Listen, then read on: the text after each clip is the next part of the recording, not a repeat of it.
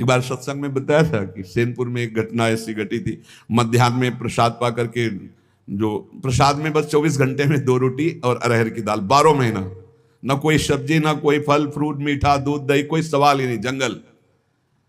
वो दोपहर के मतलब लगभग 2 बजे, बारंडा एक खंडहर जैसा था, उसी में वैसे लेटे हुए थे। अचानक सुगंध आती, ऐसी सुगंध जो कभी कहीं नहीं सूंघने को मिली, और वो दृष्टि को एकदम खींचा जाता। सीधे गंगा जी दिखाई दे रही थी, ऐसे दृष्टि गई, गंगा जी दिखाई दे रही, और वो मतलब नाम हाथ हिला सकते, और नाम सो रहे हैं, और नाम बाय कुछ कर सकते हैं, एकदम बिल्कुल जड़वत शरीर।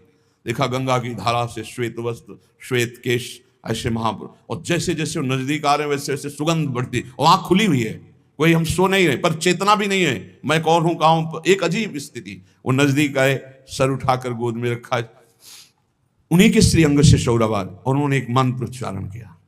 ऐसे थोड़ी देर ऐसे बैठे रहे, फिर चले गए। जब चले गए और गंगा जी में लीन हो गए, तब एकदम चेतना से जागृत हुई, घंटों रुदन होता रहा उनकी कृपा का चिंतन करके। ऐसे ही श्री तुकाराम जी को उनके गुरुदेव भगवान रामकृष्ण हरि मंत्र दिया, और अपना गुरुजनों का भी नाम लिया कि राघव चैतन्य, केशव चैतन्य की परंपरा में मैं हूं, बाबा चैतन्य देव मुझे कहते हैं, और 1 पाव घी की दक्षिणा। अब उस समय चेतना में ही नहीं थे, बार बार उनको दुख हुआ कि मेरे गुरुदेव मेरे से ऐसा बोले और मैं कर नहीं पाया, बार बार उनके हृदय में इस बात का क्षोभ होता रहा। अब श्री तुकाराम जी कहते हैं कि अब मुझे दिखाई दिया, पहले खेत सींचने के लिए ये हमारे सामने तक चला है, पुर होता था, पुर इतना बड़ा उसे कहते थे, वो चमड़े का बनता था, मोटी रस्सी से 2 बैलों से कुआं में डाला जाता था, और जब आता था बोले आए राम, रुक गए, फिर उसको पलटाते थे। ये पूरे दिन करने के बाद ऐसे ही 100-200 बस हाथ इतना सींच पाता था पूरी दिन मेहनत के बाद। तुकाराम जी कह रहे मेरी हालत साधना की यही थी कि मोटेंचे पानी तैसे ज्ञान, करुण वेद शास्त्र पठन। मेरे हृदय का सिंचन कैसे हो रहा था अभी तक, बोले जैसे वो कुआं से, इनमें मोट कहते हैं, हमारे यहां पुर कहते थे, जैसे मोट से पानी खींचते हैं और खींच खींच कर डालते हैं, तो मतलब 500 तो केवल खेत तक पहुंचने के लिए चाहिए, और फिर खेती में कितना, तभी तो बोले इतनी मेहनत के बाद इतना, और गुरु कृपा क्या हुई, बोले गंगा की धारा, धारा से कलेक्शन हुआ, वैसे 10 मिनट में पूरा खेत भर गया। बोले पूरा जीवन हमारा ऐसे बीत रहा था जैसे मोट से पानी खींचकर खेत सींचा जाए, और गुरु ने कृपा करी तो बोले ऐसे ऐसे हो गई जैसे गंगा की धारा से जरा सा फूट जाए तो खेत पूरा ऐसे भर गया कुछ मिनटों में। ऐसे ही गुरु कृपा से बड़ा विलक्षण बोध हुआ। वही रामकृष्ण हरि में जपता था, लेकिन जब गुरुदेव ने दिया तो बड़ा विलक्षण अनुभव हुआ।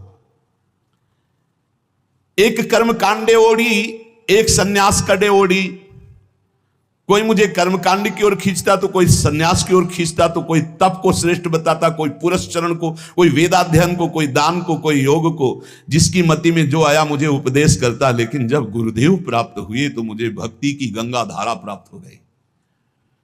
मुझे नाम मात्र से, रामकृष्ण हरि नाम मात्र से वो धारा प्राप्त करवा दी गुरुदेव ने, जो कभी जीवन भर में अपने हृदय रूपी खेत को नहीं सींच पाता, जैसे उस मोट से पानी खींच खींच कर कितना सींचे। अरे बड़ी मेहनत का विषय था, बहुत मेहनत का विषय था।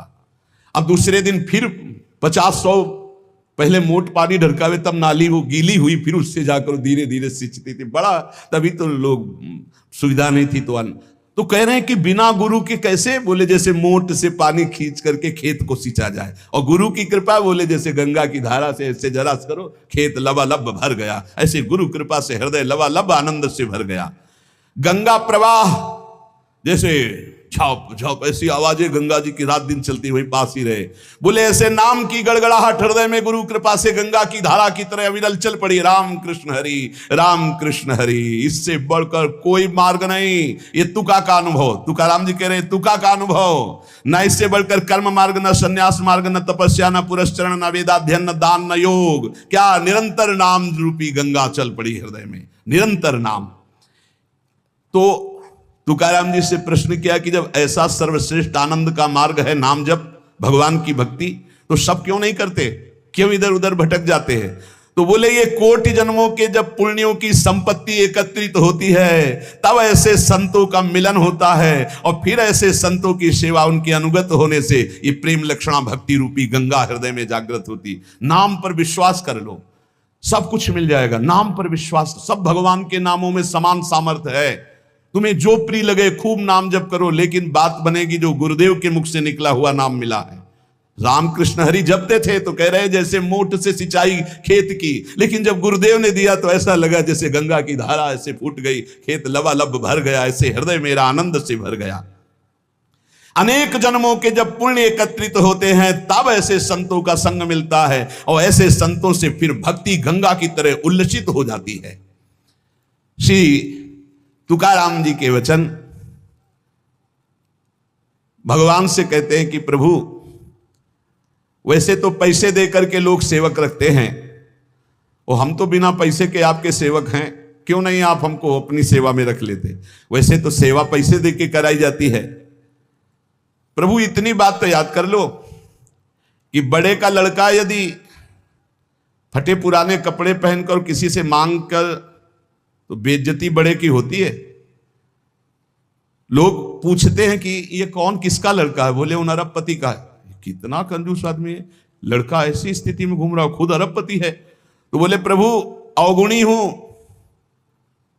मलिन हूं और भिखारी भी हूं, पर हूं किनका आप समझ लो। लोग यही कहेंगे कि पांडुरंगा विट्ठल का है ये, अब अपनी इज्जत संभालो आप। ये देखो गूढ़ बातें है, इतनी ठसक प्रभु से अपनेपन की हो जाए कि ना सब मैं किसका हूं। जैसे एक बार बड़ा सुख मिला था, प्रारंभ की बात है, भिक्षा मांग रहे थे तो एक वयोवृद्ध ब्रजवासी बैठे हुए थे, बिहारी जी की गोस्वामी। सुनरी ये राधा वल्लभ जी को बाबा जी आयो है, माधुकरी दो। ये शब्द कान में जो ही पड़े, माधुकरी लिया। अंधेरी गलियां थी, एक गली में घुस गए, एकांत में खड़े होकर रोने लगे, प्रभु आज तो हम निहाल हो गए, क्योंकि देखो ब्रजवासी जन नाम से आपके जोड़ दिया कि बाबा जी किसको बोले, राधा वल्लभ जी को बाबा जी। तो अब समझो महाराज, अब हमारी कोई बात नहीं रहेगी, अब बात आपकी रह गई। बाद में आया है बाबा जी, पहले राधा वल्लभ आया है। किसको बाबा जी? बोले राधा वल्लभ जी को बाबा जी आयो। महाराज हम तो निहाल हो गए, क्योंकि अब आपका नाम हमारे नाम के आगे चढ़ गया। कौन? और बोले वही राधा वल्लभी। अच्छा पहले आप आओगे सरकार। वैसे ही कह रहे श्री तुकाराम जी कि बड़ा का लड़का यदि दीन दुखी होकर के मांगता दिखाई दे तो लोग पूछते हैं किसका लड़का? बोले अमुक का लड़का। तो हे पांडुरंगा, मलिन हूं, अवगुणी हूं, पर आपका हूं। अब आप अपनी तरफ देखना, आपको तो अपनी इज्जत बचाने के लिए मुझे स्वीकार करना ही है, मेरा पालन करना ही है। क्या? मेरे हृदय को निर्मल करके अपनी प्रेम लक्षणा भक्ति प्रकाशित कर दो। श्री तुकाराम जी कहते हैं जब उपासक प्राणी मात्र में अपने भगवान की भावना करता है और सबको सुख पहुंचाने की, सुख देवे को चाव चित सब सोहित निष्काम, उसी समय उसके हृदय में भगवत प्राप्ति की लालसा जागृत होती है। ध्यान रखना, सबको सुख देने की भावना, सब में भगवत भावना, तो इस भावना के बल से उसके हृदय में भावना जागृत हो जाती है कि मैं भावना तो कर रहा हूं कि सब में प्रभु हैं, लेकिन वो प्रभु कभी मेरे नेत्र गोचर तो हुए नहीं, मैंने देखा तो कब देखूंगा, कब व्याकुलता ऐसी आएगी। जो हर आचरण संतों को साक्षी करके करता है वो बहुत जल्दी भगवत प्राप्त हो जाता है। संतों को साक्षी करके, ये जो मैं कार्य कर रहा हूं अमुक संत ने कहा है, ऐसा करने से सिद्ध महापुरुषों को अपना आदर्श बना लेना चाहिए और पूरी दिनचर्या उनके अनुसार होनी चाहिए। कोई भी चेष्टा मनमानी नहीं होनी चाहिए। अगर आपसे पूछा जाए कि आप ये क्यों कर रहे हो, तो आपका उत्तर होना चाहिए कि अमुक जगह अमुक संत ने ये बात कही थी इसलिए मैं कर रहा हूं। संत को साक्षी बना करके ही हमारी संपूर्ण दिनचर्या, हमारे गुरु ने ऐसा हमको कहा है कि आप ऐसे कीजिए, ऐसे कीजिए, ऐसे कीजिए। एक ने पूछा था कि आपके गुरुजी तो सफेद भी पहनते हैं और आप बराबर 12 महीना पीला ही क्यों उड़ते हैं? उनका गुरुजी ने हमको ये सफेद की आज्ञा नहीं करी थी। हमें जिस दिन विरक्त वेश दिया था यही दिया था, नीचे मार्किन ऊपर पीला, आजीवन उसी का पालन कर रहे हैं। हमें जैसा आदेश किया हम वैसे ही चलेंगे। कोई भी आचरण ऐसा नहीं होना चाहिए साधक के जीवन में जो संत उपदिष्ट ना हो। वो शास्त्र में हो, वो संत में हो, तभी बात। श्री तुकाराम जी कह रहे हैं नामदेव, ज्ञानेश्वर, कबीर, एकनाथ, ऐसे महापुरुषों के वचनों का अनुसरण होना चाहिए। एके घाई खेलताम न पड़सी डाई, दुचाले ने ढकसिल भाई रे, त्रिगुणांचे फेरी तू थोर कष्टी होसी, या चौघांची तरधर साई रे।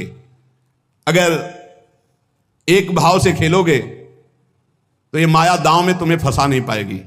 एक भाव संतों के आदेश से आपका खाना पीना, उठना बैठना, चलना, क्रियाकर्म सब शास्त्र सम्मत, संत सम्मत होना चाहिए। और दुविधा से खेलोगे तो ठगी बहुत जोर की माया की है, तुम्हें ठग लेगी। अब वो कह रहे हैं, वो अब संत हैं, वो अपने अनुसार कह रहे हैं, हमको अपने अनुसार चलना है, तो बोले फंस जाओगे। अपने अनुसार चलोगे फंस जाओगे, माया फंसा लेगी। ये त्रिगुणमयी माया का ऐसा फेर है कि इससे निकल पाना बहुत कठिन है। वही निकल सकता है एके घाई खेलताम न पड़सी ढाई, जो एक भाव ले लेता है कि हमारे अब पूरे आचरण संत सम्मत होंगे, शास्त्र सम्मत होंगे। जो संतों ने कहा है, बोले आप ऐसा कैसे चल रहे हो, आप ऐसा कैसे कर रहे हो, तो बोले अमुक संत ने कहा है, उसके अनुसार चल रहे हैं। और उदाहरण में कह रहे हैं कि ऐसे समर्थ संत आदर्श होने चाहिए, जैसे नामदेव, ज्ञानदेव, कबीर जी, एकनाथ, जैसे अपना हरिवंश महाप्रभु स्वामी हरिदास जी, बिहारिन देव जी, श्री ध्रुवदास जी, नागरीदास, बड़े जो भगवत प्राप्त महापुरुष हैं, उनके वचनों के अनुसार हमारे आदर्श होने चाहिए। वही वचन हमारे आदर्श होने चाहिए। तुकाराम जी कह रहे हैं कि जिनके मार्ग पर चलने से अटल विश्वास, गहरा प्रेम प्राप्त होता है, उन महापुरुषों के वचनों की कभी अवहेलना नहीं करनी चाहिए। हमने साधु संतों की सेवा की, भक्तों के चरित्र पढ़े। मेरे ऊपर बहुत बड़ा प्रभाव पड़ा है संत सेवा का और भक्तों के चरित्र का। तुकाराम जी कह रहे हैं मेरे सिद्धांत दृढ़ हो गए जब भक्तों के चरित्र पढ़े। मुझे हरि से प्रेम होने लगा। मेरी विचार स्थिति बदल गई जब भक्तों के चरित्र पढ़े। मेरी जीवन की पद्धति निश्चित हो गई कि मुझे विठ्ठल को ही प्राप्त करना है। यह केवल भक्त चरित्र और संत सेवन से, भक्तों की कथा श्रवण से, भक्तों के मुख से सत्संग सुनने से मेरा भक्ति बल बढ़ा और विठ्ठल में निर्मल और निश्चल प्रेम हो रहा है। संतों का सहारा बहुत बड़ा सहारा है। ये संतों के मुख से निकली हुई भगवत वार्ता कामधेनु है, इष्ट काम को पूर्ण करने वाली है, भगवत प्रेम आनंद बढ़ाने वाली है, सन्मार्ग दिखाने वाली है, भगवत प्राप्ति का निश्चय कराने वाली है, सही आचरणों का सिद्धांत देने वाली है। जो संतों के मुख से निकली हुई चर्चा है, तुकाराम जी कहते हैं इससे इष्ट भाव पुष्ट हुआ, शीलवान हुए, साक्षात्कार करने की लालसा बढ़ी, धर्मी और नीति, इनमें हमारे जीवन में बहुत लाभ प्राप्त हुआ। हरि जनांची कोणाना घडावी निंदा, साहत गोविंदा ना ही त्यांचे। कभी किसी भक्त की निंदा ना करना। नहीं, गोविंद अपनी निंदा सह सकते हैं, भक्त निंदा कभी नहीं सह सकते। हरिजनांची कोणा ना घड़ावी निंदा, हरिजनों की कभी निंदा मत कर देना। भगवान की निंदा कर दोगे सह जाएंगे, लेकिन भक्त निंदा करोगे तो गोविंद का इतना कोमल हृदय है कि वो भक्त निंदा नहीं सह पाते। भक्त निंदा करने वाले को वे चाहे जितना छल छद्म करना पड़े उसको नष्ट कर देते हैं। और उनके लिए क्या है, कोई भी उनके लिए तो बड़ा है नहीं। आप देख लो, दुर्वासा से बड़ा तपस्वी कौन होगा जो अम्बरीश जी की अवहेलना करना चाहा तो फिर त्रिभुवन में भागना ही पड़ा। द्रौपदी जी को जब क्षोभ हुआ तो कौरवों का नाश निश्चित हो गया। पांडवों से वैर करने वाला कुल सहित नष्ट हो गया। पांडवों के प्रति थोड़ा बलराम जी का प्रेम कम था, दुर्योधन के प्रति अधिक था, तो भगवान ने परिक्रमा में भेज दिया, चलो तीर्थ याटन करो भारत की। युद्ध में शांत करवा दिया करो। पांडुपुत्रों की हत्या करने वाले अश्वत्थामा के मस्तक को बेचकर मणि निकालकर आज भी दुर्गंध युक्त वो भटक रहा है। इसलिए तुकाराम जी कह रहे हैं भक्तों की निंदा मत करना,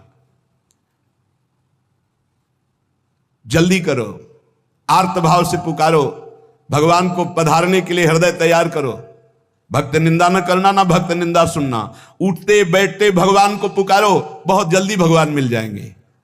भगवान प्रेम को पहचानते हैं। देखो ना, सबरी भीलनी के बेर जूठे खाते हुए बखान रहे हैं, वाह कितने सुंदर मीठे हैं। देखो ना इनकी प्रेम भूख को। सुदामा के चावल तंदुल फांक रहे और कह रहे आह कितने सुंदर, कितना स्वादिष्ट है। भला बेर कहीं स्वादिष्ट होते? ऐसे स्वादिष्ट कि स्वयं भगवान बखान। भला चावल के टुकड़े कहीं स्वादिष्ट होते? विदुरानी के दिए हुए केले के छिलके खा रहे, वाह ये प्रेम के भूखे मेरे प्रभु हैं। प्रहलाद की कथा स्मरण करो, तुकाराम जी कहते हैं भक्त की आवाज को पूर्ण करने के लिए खंभा फाड़ करके नरसिंह रूप से प्रकट होकर उछल गए। दीन दुखी पीड़ित संसारियों के ये तरफदार हैं भगवान। जो भगवान को पुकारता है, भगवान को भजता है, उसके तरफदार है। माइया बिठोबाचा कैसा प्रेम भाव, मेरे विठ्ठल भगवान कैसे प्रेम भाव को पहचानते, तुकाराम जी कहते हैं भगवान का भक्त कभी अपने को अकेला ना समझे। वो अव्यक्त रूप से आगे और पीछे हर समय भक्त के रहते हैं। कोई उनका प्रहार आघात के द्वारा हानि पहुंचाना चाहे उसको नष्ट कर देते हैं भगवान। भगवान अपने भक्त का सारा भार स्वयं ले लेते हैं। भगवान ही उसे सुरक्षित रखते हैं। भगवान के द्वारा सुरक्षित भक्त जन है, बाहर से नहीं दिखाई दे रहा कि अंग रक्षक है। तुकाराम जी कहते हैं इन बातों पर भक्त विश्वास करो और आंख खोल कर देखो, तुम्हारे आगे पीछे भगवान चल रहे हैं। भगवान जिसे अपनाते हैं तो पहले संसार की दृष्टि में उसकी निंदा करवाते हैं। तैयार हो जाओ, मत जलन पैदा करो। ये निंदा क्यों होती है? ऊंचाई पर चढ़ाने के लिए। भगवान अपनी ऊंचाई पर जब चढ़ाते हैं भक्ति की, तो ये निंदा ही है, अपमान ही है, तिरस्कार है, विपत्ति है। भगवान जिसे अपनाते हैं, तुकाराम जी कह रहे हैं पहली दृष्टि में उसकी निंदा कराते हैं। फिर ऐसा जगत बंद है, इनका खेल इनसे क्यों पूछे कोई, क्यों करते हो ऐसा? अब आराम से बैठे समुद्र के किनारे पर्णकुटी में भजन कर रहे माधवदास बाबा। इतना आनंद भजन में आ रहा कि भिक्षा मांगने भी नहीं गए। ठाकुर जी स्वयं अपने भोग की थाल ले जाते हैं और वो कोई विक्षेप न पड़े भजन में, इसलिए दरवाजे की तरफ पीठ की हुई ऐसे भजन में बैठे। बाबा दंडोत, कुछ नहीं बोले। ये भोग की थाल जगन्नाथ जी ने भेजा है, आप पा लीजिए। तो इशारा कर दिया कि रख दीजिए, अभी भजन पूरा हो जाएगा तब पा लेंगे। और इशारा कर दिया कि बाद में ले जाना, हम धो के यहीं कुटिया के सामने रख देंगे। जब लोग देखा इतना सुंदर प्रसाद, सब प्रसाद पाया, मान धो करके समुद्र से ऐसे कुटिया पे रख दिया। अब वहां मचा कि भोग की थाल गायब हो गई, कौन गायब किया, कैसे? सबको पता है कि जब भोग लगता है तो भोग लगाने वाले जो निज अंग पार्षद होते हैं बाहर बैठते हैं। कोई घुसा है नहीं, कहां से? किसी ने बताया कि माधवदास बाबा की कुटिया के सामने एक थाल, क्या वही भोग की थाल है? तब भाग के गए, देखा, बोले यही थाल। खूब डंडे से पिटाई की माधवदास बाबा। अब आप ये बताओ कि महाराज पहले सुंदर सुंदर भोग पवाते हैं और फिर डंडा चलवाते हैं। इनकी कैसी विचित्र लीला है। फिर किसी ने कहा कि आप ये तो विचार करो, ये तो यहां से जाते ही नहीं है, वहां कैसे पहुंच गए? तब पूछा कि तुम्हारे पास थाल कैसे आई? तो बोले मुझे पता नहीं, कोई पीछे से बोला था कि भोग प्रसाद जगन्नाथ जी ने भेजा है, तो हमने पा लिया, पाके धो के। फिर उन क्षमा याचना की। अगली रात्रि में बहुत ठंडी से शरीर कांप रहा था, तो अपनी रजाई उड़ा दी। और आप ठंडी में ऐसे, जब पार्षदों ने सुबह मंगला में देखा तो ठाकुर जी की रजाई गायब, तो पता चला माधवदास बाबा उड़े। तब सबको पता चला कि वो तो सिद्ध महापुरुष स्वयं ठाकुर जी ने पहुंचाई भोग की थाल। ये काहे को करते रहते? इनकी मौज, इनके खेल है, इनके खेल है, उनके जन है, उनके। अब प्रेमी जन इस बात को समझ पाएंगे, संसारिक आदमी कैसे समझ पाए? ये क्या खेल है? पहले माल चलाते फिर डंडा पर, तो इनका खेल है। अब अगर तैयार हो इस खेल में तो फिर आओ हरि चरणारविंद की तरफ। श्री तुकाराम जी कहते हैं ये जिसे अपनाते हैं तो वंदे होने पर भी संसार निंदे, उनकी निंदा करता है और पीछे जगत बंद बनाते हैं। इसलिए कसौटी पर कसने के लिए तैयार हो। ऐसा वो क्यों बोला? क्योंकि हरि बुलवा रहे हैं। तो हरि क्यों बुलवा रहे हैं? तुम्हारा क्यों बोलने का अधिकार कैसे? तुम्हारा तन मन प्राण समर्पित है, तुम उनके सेवक हो। जैसे चाहे हो, वो चाहे सिंहासन पे बैठा है, चाहे रौंद दे चरणों से, उनके समर्पित है। अब क्या प्रश्न करना है? जोई जोई प्यारो करे सोई मोहि भाग। बोले वो प्यारो थोड़ी है। नहीं तो तुम्हारे चश्मा कहां गया? सर्वान वस्तुतया निरीक्ष परम स्वाराध्य बुद्धिर्मम, प्रवचन के लिए है ये क्रूरापि पापिनो न च सताम संभाष्य दृश्याश्च, ये सर्वान वस्तुतया निरीक्ष परम स्वाराध्य बुद्धिर्मम। कहां गया तुम्हारा ये चश्मा? सर्वाध्य बुद्धिर्मम, मेरे आराध्य देव है। वहां बोले चूक हो। हाँ, यही चूक सुहालो, कोई निंदा अपमान करने वाला और नहीं। कौन है? मेरा ठाकुर। मुस्कुरा के कि पहचान पाओ तो पहचान लो, और पहचान गए तो कह रहे जगत बंद है। जिसकी निंदा वही जगत बंद है। अंगीकार जाचा केला नारायणे, निंदते ही तेणे वंद केले। जिसे भगवान श्री हरि अंगीकार करते हैं, पहले विपत्ति अपमान तिरस्कार निंदा करवाते हैं। चाहिए तैयार हो जाओ भाई। जैसे आर्मी में नहीं तैयार करते हैं, पानी से निकलना हो तो कैसे निकलोगे, रस्सी की इतनी ऊंचाई चढ़ना है, इतनी दौड़, इतनी लंबाई, इतना ये। ऐसे ही भगवत पार्षद पद है, निंदा अपमान तिरस्कार, इससे निकलना होगा। बोले हाँ तैयार, तो बोले चलो। तो कभी बढ़िया प्रशंसा मान सम्मान, तो कभी अपमान, कभी सुख, कभी दुख, कभी लाभ, कभी हानि। इतना परिपक्व पार्षद तब वो परम पद का अधिकारी होता है। नारायण ने जिनको अंगीकार किया, हरि ने जिनको अंगीकार किया, वो जगत बंद हुई, पर उनकी निंदा हुई, उनका अपमान हुआ, उनकी पिटाई भी हुई। ये इतिहास साक्षी, इसलिए तैयार रहो ना, हरि का आश्रय लिए हो, मजबूत बनाए जाओगे, पक्का तैयार रहो। हरि पार्षद हर बात के लिए तैयार रहे, ये हम राजी हैं उसी में जिसमें तेरी रजा है मालिक। अरे बचपन से ऐसे ऐसे जंगल, ऐसे ऐसी जगह, ऐसे ऐसे रात्रि, सियार पास से बोल रहे हैं जो जिंदा खा जाए, उल्लू बोल रहे, झप झप गंगा जी की धारा, और ऐसी आवाजें, सांप की फुसकार, और अंधेरे में कुछ दिखाई नहीं दे रहा, रात्रि पार करनी, न टार्च, न बिजली, न कुछ। वहां कौन है? हरि शरणम भगवान। आज तक कभी बिच्छी ने नहीं मारा, कभी सांप ने नहीं काटा, कभी किसी कीड़े ने नहीं काटा, कभी भूत प्रेत ने हमको कोई सताया नहीं, कभी कोई कहीं कुछ नहीं। अगर हम भूखे रहे तो इतना आनंद प्रदान किया हरि ने, कदम कदम पर सुख प्रदान किया। नहीं, डरना नहीं, भगवत मार्ग में डरना बनाया। अभय किस बात से? अगर तुम्हें चाहिए ना कि अभी तुम मर जाओ, तो हम जीना क्यों चाहें? तुम चाहते हो कि अभी तुम्हारी निंदा हो, तो हम प्रशंसा क्यों चाहेंगे मालिक? आप जैसे राजी रहोगे। आप चाहते हो अस्वस्थ रहो, तो हम स्वस्थ रहना क्यों चाहेंगे? आपकी चाह के विपरीत कोई त्रिभुवन में कदम रख नहीं सकता। हमारी वाणी से आप ही बोलते हो, हमारे कदम आपके ही शक्ति से चलते हैं, हम आपकी ही दृष्टि से दिखाई देख रहे। हमारा अस्तित्व क्या है? हमारा तन मन प्राण सब कुछ आपका है। अब नाथ जैसा खेल खेलो।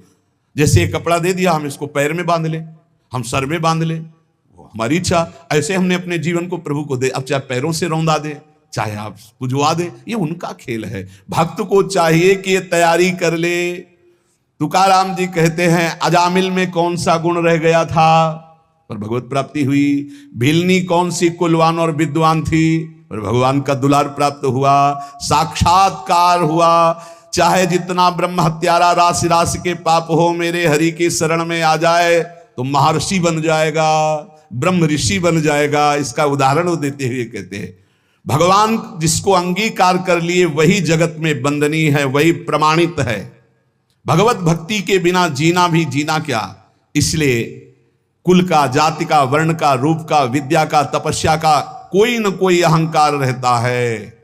इन अहंकारों का मर्दन करके भगवान निर्मल बना देते हैं। काहे को चिंता करते हो? चिंतन करो हरि का। कोई भय, कोई शोक, कोई चिंता उसको स्पर्श करती है जो हरि विमुख है, हरि शरणागत को के। हम राजी हैं जब उसी में जिसमें तेरी रजा है, तो हमें परेशानी किस बात की है? हम मरने के लिए राजी हैं, मिटने के लिए राजी। मेरा अस्तित्व क्या है आपके सिवा? मेरा अस्तित्व क्या है? इसलिए बहुत सावधानी पूर्वक अजामिल, शबरी, गीद, कितने ऐसे उदाहरण भगवान ने कहां कहां से इनको उत्तम पदवी प्रदान की, परम पद प्रदान किया। तुझ करिताम वे ऐसे काहि नाही। तुम नहीं करना चाहते और कोई कर दे, ऐसा पैदा नहीं हुआ। और तुम करना चाहते हो, कोई रोक दे, ऐसा कोई पैदा नहीं हुआ। फिर काहे को परेशान? वो क्या है? दाना खाक में मिलकर गुले गुलजार होता। मिटा दे अपनी हस्ती को मुर्तबा, चाहे दाना खाक में मिलकर गुले गुलजार होता है। मस्ती अगर प्राप्त कर ली तो हरि शरणम हरि शरणम हरि। ये केवल प्रवचन का विषय थोड़ी। जो भगवान की शरण में हिम्मत नहीं कि बाल बाका कर ले, और मेरे मालिक की इच्छा है तो सभा में गड़ासे से कटवा दिया। क्यों? क्योंकि अंतिम निर्णय है, भगवान का अंतिम निर्णय है। देखो पूज्य पाद लिया हुआ, देखो श्री मग्नानंद सरस्वती जी, अंतिम निर्णय है। अजय अमोघ शक्ति संपन्न भीष्म जी को 6 महीना बाणों की सैया पर, मालिक का विधान सर आंखों पर, वो खेल करता है और हम उसके जमूरे हैं। जैसा इशारा होगा वैसे खेल खेलना है। वो बोले हमसे ताल ठोको तो ताल ठोक देंगे, बोले हमारे आगे घुटने टेको तो घुटने टेक देंगे। हमारे लिए ताल ठोकना और घुटने टेकना दोनों बराबर है, क्योंकि हम आपके लिए है ना। ताल ठुकवाई और विजयी, और घुटने टेकवाई और हार स्वीकार करवाई। ये दोनों में हमें अपने स्वामी को देखना है, अपने प्रीतम को देखना है। तुकाराम जी कहते हैं, इस शब्द को याद रखना, तुझ करिताम नवे ऐसे काहि नहीं। तुम जो चाहते हो उसे कोई मिटा दे, ऐसा कोई पैदा नहीं हुआ। बस हमको ये बात ध्यान रखनी हम सबको कि अगर मेरे स्वामी मुझे दुख में रखना चाहते हैं तो ऐसे सुख को